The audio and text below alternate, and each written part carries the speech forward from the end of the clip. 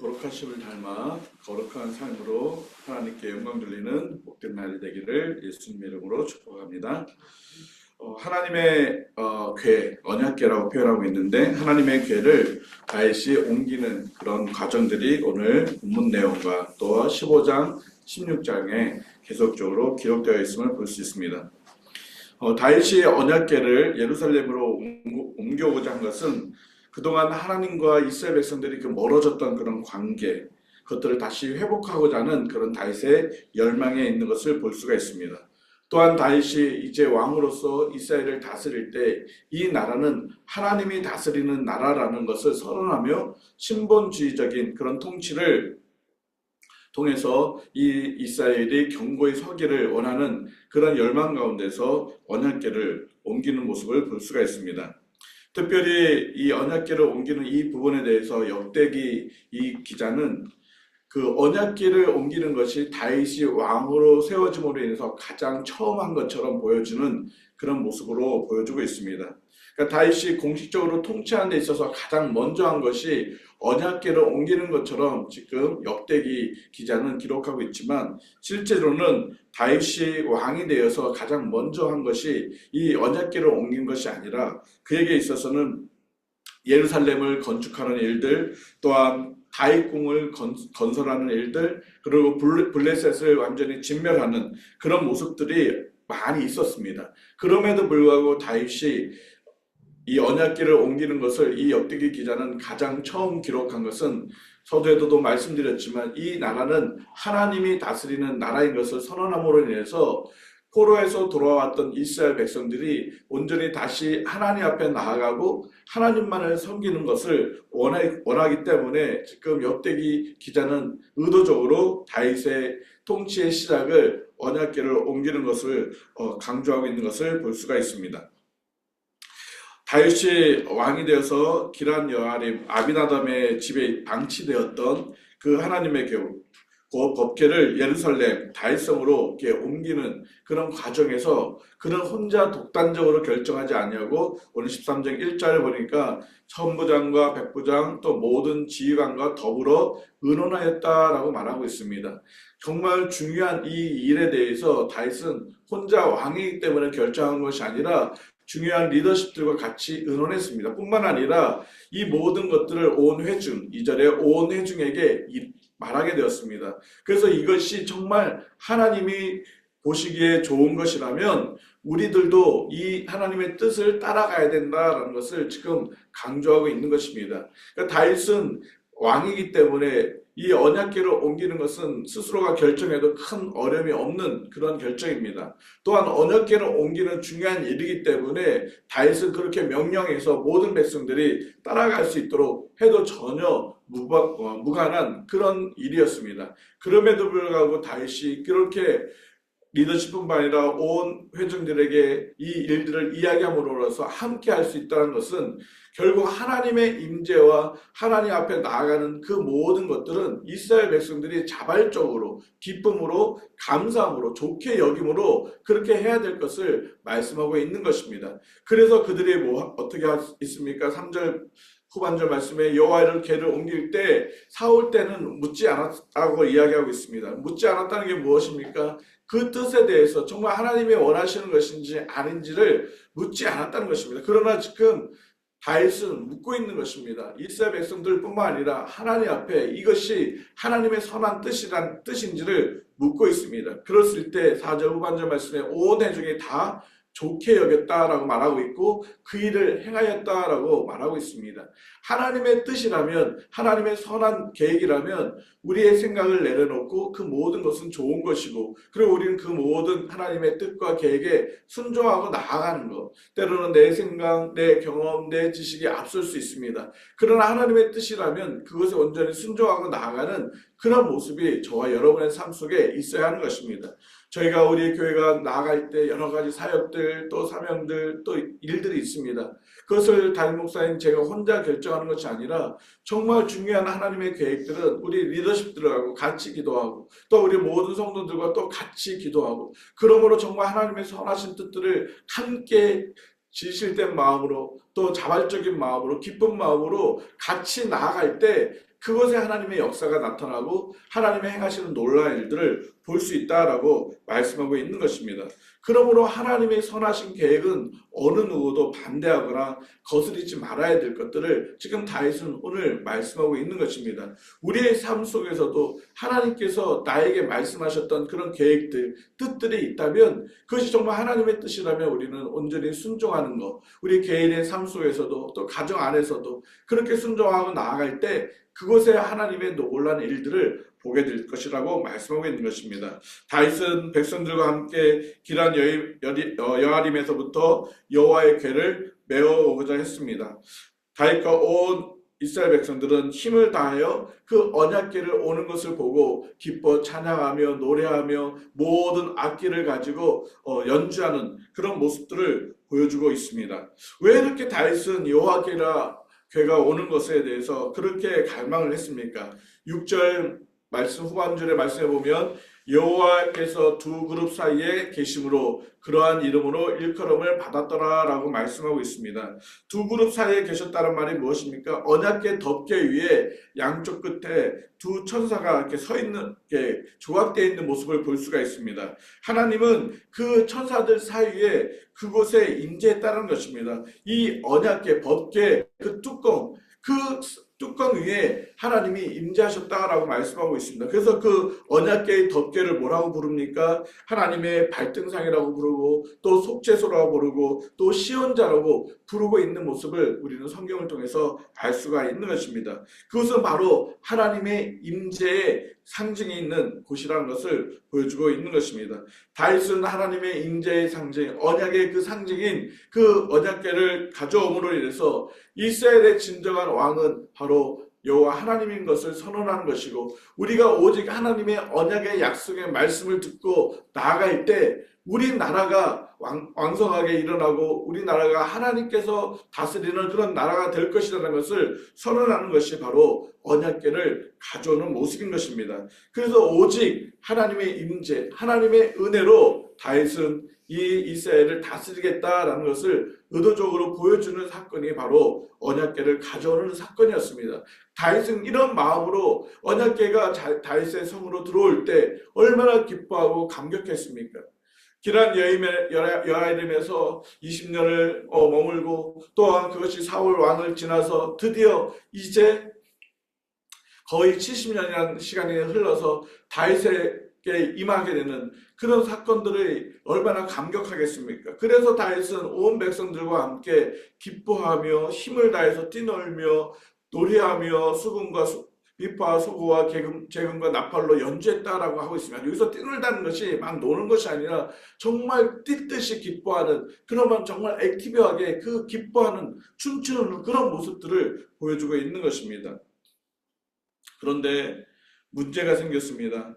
분명 언약궤는 고앗 자손들이 들어와서 맬 것이고 또한 성물은 만지지 말라라고 말씀하고 있습니다.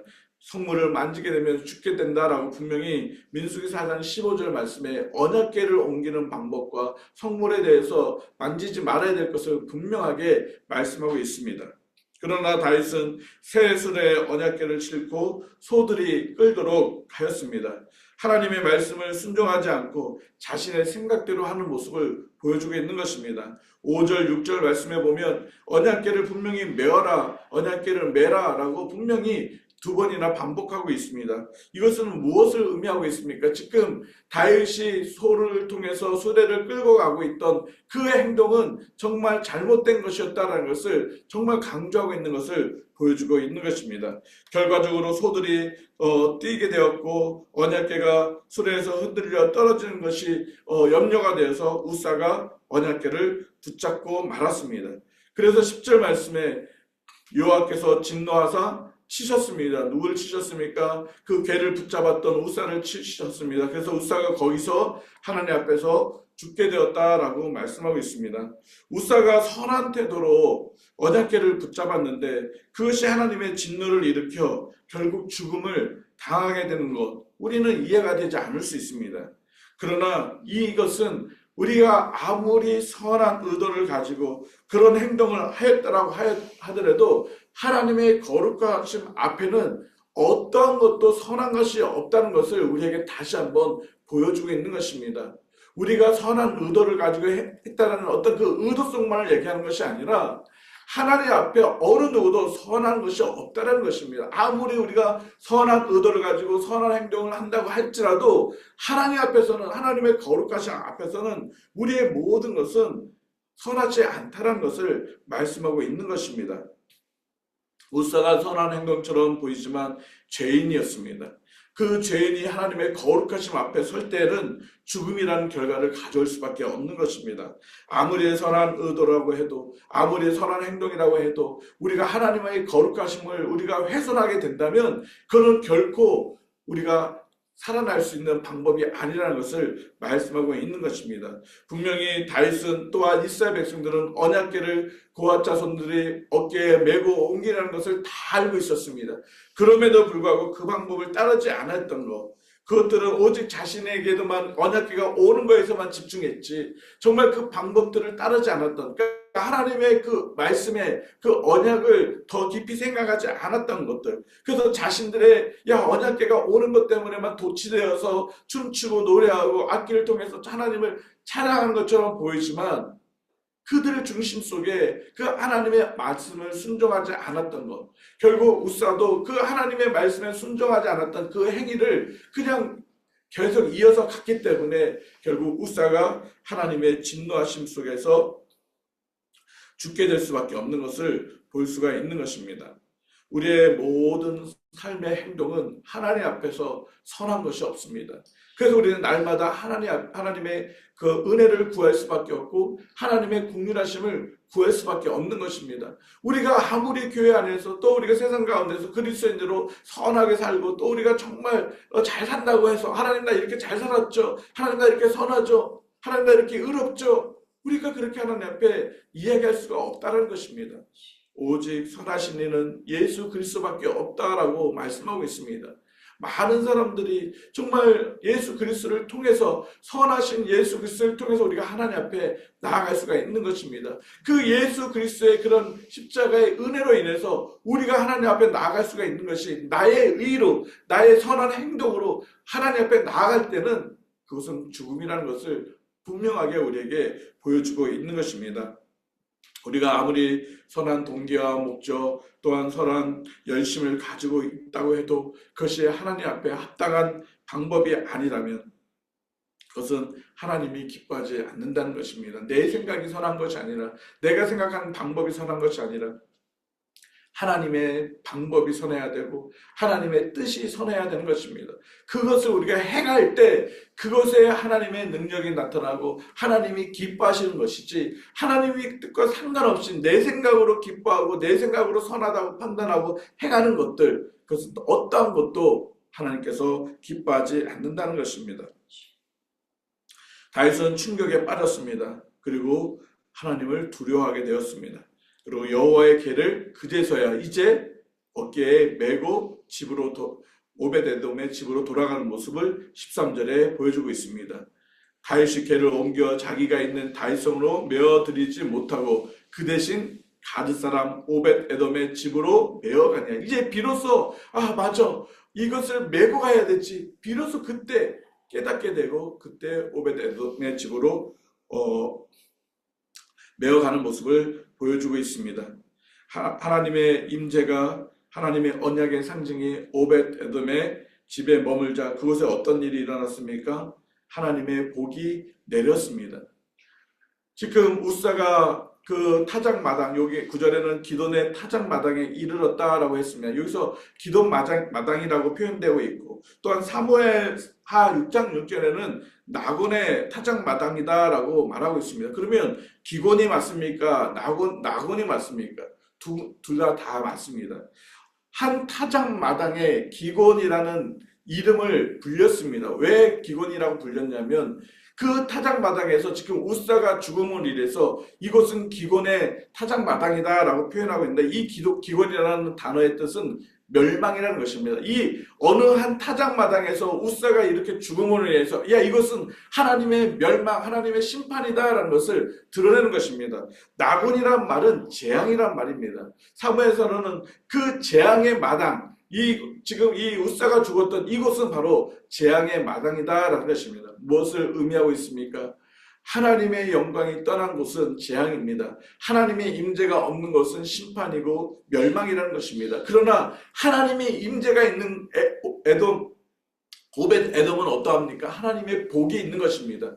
우리 평강교회가 또 우리 가정이 또 우리 개개인이 하나님의 임재하는 삶을 살 때 그곳에 하나님의 복이 임하는 것이지, 하나님의 영광이 떠난 곳은 결코 하나님의 복이 임할 수 없고 그곳은 멸망입니다. 여러분, 심판이 무엇입니까? 하나님이 떠난 것이 심판입니다. 무엇이 멸망입니까? 하나님이 함께하지 않는 것이 멸망인 것입니다. 우리의 삶은 날마다 임마누엘 되신 하나님이 함께하는 삶, 그것이 복된 삶인 것입니다. 비록 육체적으로 힘들고 경제적으로 어렵고 신분적으로 어려운 일들이 많이 있다 할지라도 하나님이 나와 함께 하시면 그것이 복된 삶이라는 것입니다. 그 삶이 하나님이 주시는 영광스러운 삶이다라고 말씀하고 있는 것입니다. 우리 평강교회가 날마다 언약궤가 머무는 하나님의 임재와 하나님의 언약이 머무는 우리 평강교회가 되어지기를 주님의 이름으로 축복합니다. 여러분의 삶이, 매일매일의 삶이 하나님의 임재가 있는, 하나님과 함께하는 그런 영광스러운 복된 삶이 되어지기를 예수 그리스도의 이름으로 축복합니다. 같이 기도하겠습니다. 하나님 아버지, 다윗은 모든 삶을, 그 모든 통치를 하나님께 맡겼습니다. 우리의 삶 또한 하나님이 우리의 삶을 다스려 주시옵소서. 우리의 가정을 다스려 주시고 우리의 교회를 다스려 주시옵소서. 우리가 주인이 아니라 하나님의 이 교회의 주인이고 내 삶의 주인인 것을 선언하며 주의 다스림 속에 순응하며 순종하며 나아가기 원합니다. 내 뜻과 내 방법으로 하는 것이 아니라 주의 뜻을 분별하여서 주의 뜻을 따라 행하는 저희들의 삶이 되게 하여 주시옵소서. 오벳에돔의 하나님의 언약궤가 머물므로 인해서 하나님의 크신 복이 임했던 것처럼 날마다 우리 교회에 하나님의 영광이 임하여 주시고 하나님의 은혜가 우리 교회에 또 우리 가정에게 우리 개인의 삶에 넘치게 하여 주셔서 날마다 하나님의 주시는 그 복들을 누리며 살아가는 우리 평강교회 모든 성도들이 되어질 수 있도록 은혜를 더하여 주옵소서. 하나님, 때로는 육체적으로 또 환경적으로 또 재정적으로 여러 가지 어려움 속에 분명히 놓여 있습니다. 그러나 아버지는 그것 때문에 우리가 쓰러지는 것이 아니라 여호와 하나님이 나와 함께 하심으로 인해서 복된 삶을 저희들이 계속 누려갈 수 있도록 은혜를 더하여 주시옵소서. 오늘도 우리 평강교회의 모든 성도들이 하나님의 임재와 하나님의 동행함 속에 하나님의 주시는 크신 은혜 속에 살아가는 복된 날이 되어질 수 있도록 축복하여 주시옵소서. 그렇게 하실 주님을 찬양하오며 예수님의 이름으로 기도드립니다. 아멘. 우리 자유롭게 기도하시기 바랍니다.